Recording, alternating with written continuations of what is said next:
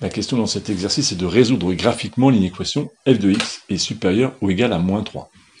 Si on a compris que f de x est donc correspond aux images de ma fonction, si mon antécédent est x, on va chercher tous les antécédents qui nous donnent une image supérieure ou égale à moins 3. Comme nous avons comme source une représentation graphique de la fonction, nous allons traduire cette information avec les abscisses et les ordonnées.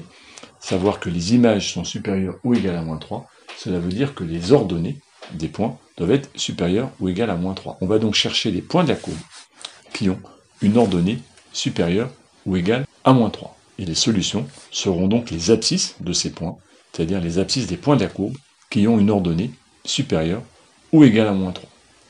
Alors pour les déterminer, nous allons tracer une droite d'équation y est égale à moins 3, c'est la droite qui est en bleu ici dans le repère, et on voit qu'elle intersecte deux fois ma courbe, une fois ici et une fois là.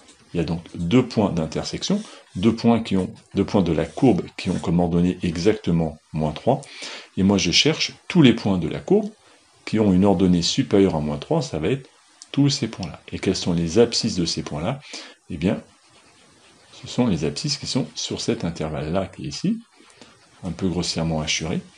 Comme mon inéquation est large, je cherche à résoudre f de x supérieur ou égal, l'égalité est acceptée, je veux bien ce point-là et ce point-là, je veux donc prendre leur abscisse, et donc l'intervalle va être fermé à gauche et à droite.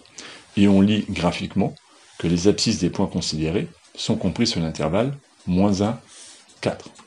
On peut donc conclure que S est égal à l'intervalle crochet fermé moins 1, 4. N'hésitez pas à vous abonner en cliquant en bas à droite ou à retrouver d'autres exercices du même type sur le site mathsguyon.fr. Bon courage.